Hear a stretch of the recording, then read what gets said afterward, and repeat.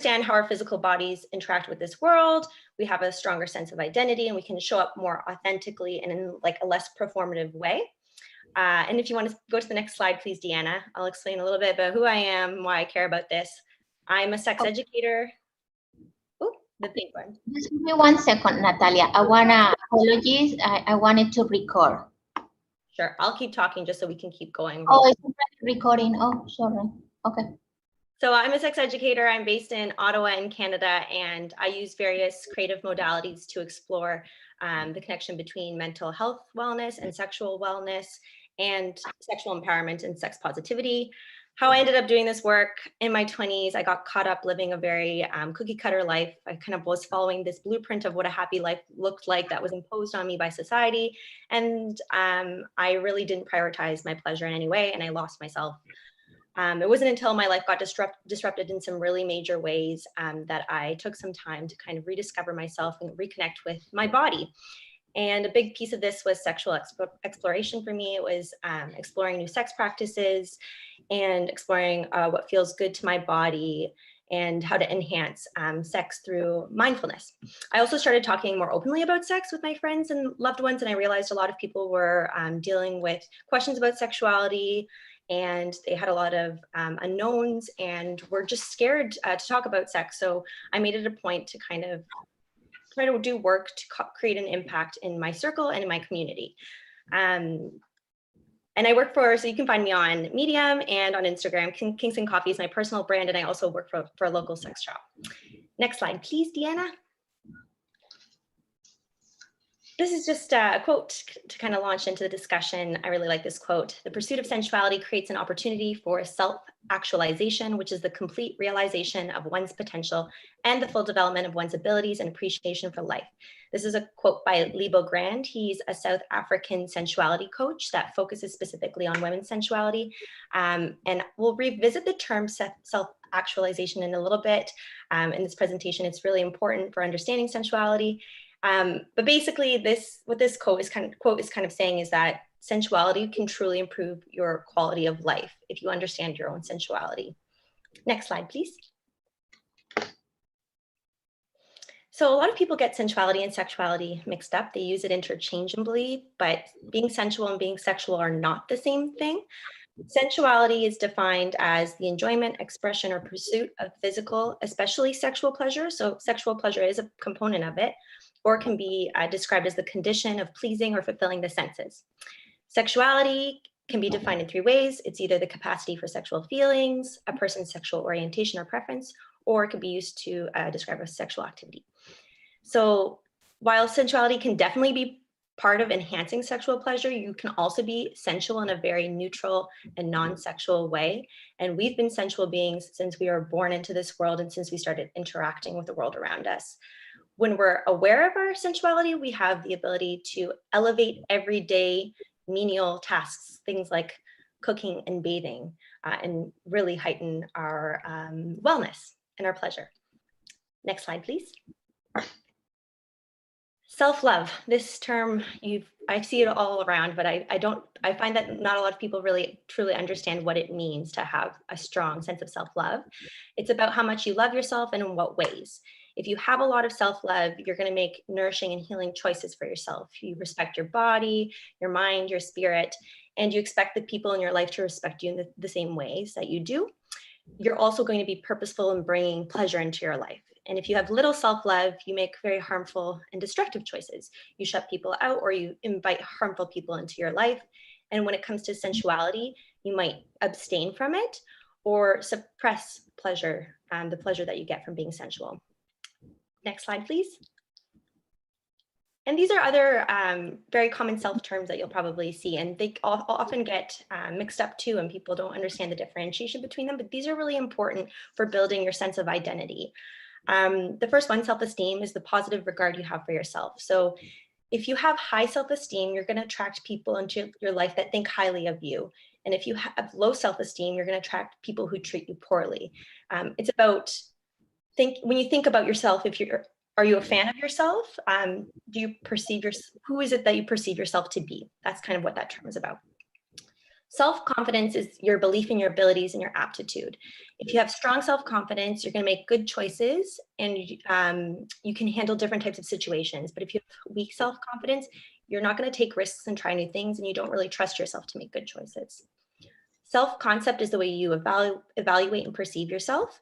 So are you able to describe yourself in very clear terms, who you are? If you have a strong sense of self-concept, you know who you are, you can try things on for size in your mind and you kind of know how you'd react in real time. And if you have a weak self-concept, then you often feel like a stranger to yourself and you have difficulty understanding how you make choices in different scenarios. Self-awareness is your capability to be introspective and assess how you feel and how you think. If you have high self-awareness, your instincts are very strong and you know how you'd react in different situations. If you have weak self-awareness, then you're going to be second guessing your choices, and you also accept other people's incorrect assessments of you. You kind of let other people bully or coerce you into making certain decisions. Self-care. So this is how you tend to your needs. If you're good at self-care, you have a whole suite of things that you know you can do to kind of replenish your energy when you're depleted. And you know when to take a break to kind of give love to yourself. If you're not good at self-care, then you're going to burn out easily and you kind of put everybody else before you. And I often think about this quote of like, I really like this quote, you can't pour from an empty cup. I know I'm somebody who like prioritizes everybody around me. I love to give love, but I have to be giving myself self-care so I have the energy to kind of to bestow on other people. So this is really important part of self-love. And then the last one, self-actualization. So this is the desire to reach your fullest potential. This looks like setting goals, considering what you'd like to accomplish in life, and having a very clear value system that helps guide you when you're confused. If you have high self-actualization, you're going to be less likely to make choices that are going to interfere with your goals or who you want to become. And if you have low self-actualization, you don't have much ambition, and you don't really consider the future and what you want for yourself when you're making choices. Next one, please. Okay, so sensuality. How do you tune into your sensuality? How do you become aware of what turns your senses on? Well, once you become aware, you can become more mindful of noticing the moments when your senses are kind of awakened, and you can savor those moments more. And you can become more intentional in creating those moments and designing those moments for yourself and in doing self-stimulation for pleasure. I have a list of my favorite things in each sense category, and that's kind of a sampling of them. And I keep them on my fridge as a bit of a reminder to encourage me to kind of welcome in sensuality more day to day into my life. And I think this is a great way, just a very simple way to have this reminder. So this is something you could do for yourself. It's likely that there are certain senses that are stronger for you than others. So sometimes people do this exercise and they really struggle to come up with examples for certain sense categories, and that's okay. It's just helpful information to kind of direct you. Some people are very tactile, and other people are very awakened by their sense of hearing or smell. So it's good to know this information about yourself. And you can, next slide actually, please.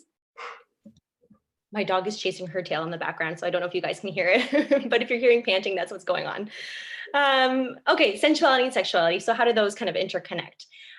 You can be super creative. I love exploring sensuality in sexual scenarios. So if you saw my list, some examples, the ways that I've kind of paired things together in my mind when I'm daydreaming about fantasies, like I would love to have a sexual experience outside, camping, underneath the stars by a campfire, sipping spicy hot chocolate because I love spicy and sweet things. Or I fantasize often about like a beach sexual escapade, rolling around the sand with a lover, salty ocean air, and the waves crashing against the shoreline. And these are things that I could play out in real life, but they're also things that I can kind of, use for self-pleasure and fantasizing. But also there are very small things that you can do, simple things. Like I love silk. I love the feeling of silk against my body. So I have beautiful silk pillowcases. I also love the scent of pine and citrus. So I use massage oils often, whether for solo or partnered sex. And I find that it really helps elevate my sexual experiences. So there's many different ways you can get really creative. Last slide, please. Thank you. So that's it. I just want to encourage you all to be more sexual beings and sensual beings and kind of invite a more sensual lifestyle. It's a form of self-love and it's a way to honor your body. And I'm a huge advocate of it. So that's it. Thanks for listening. Just quickly before I hand over to Deanna, some housekeeping things, just a rundown for the day. We're going to be doing 5 workshops today. There's going to be a lunch break, half hour in between those. We're going to keep everyone's mics off during the workshops, but if you have any questions, you can use the chat and you can keep your cameras on and off, up to you. We'll be recording this and we'll share the recording with everyone at the end of the day. There's going to be a Slido survey, or I don't know if it's Slido, actually, I think it's embedded into Zoom. There's going to be a quick little survey at the end just to get a pulse of how everyone enjoyed this. And we'll send a survey via email to all participants to just kind of get feedback for next time later on. So that is that. Deanna's going to be running us through a meditation now. So I'll hand it over to Deanna, but just briefly, I'll do a quick introduction to who she is. I'm just pulling up your bio, Deanna. So through her personal work at the intersection of trauma, bodywork, and female sexual embodiment, Deanna's aim is to awaken your inherent potency and resilience at whatever age and whatever stage in your life, whether that's preparing for female rebirth or claiming your divine sovereignty, renegotiating trauma, or being immersed in embodiment and self-inquiry. Her goal is to help you reconnect with your inner reference points as they heal from trauma or negative experiences. She's a Kundalini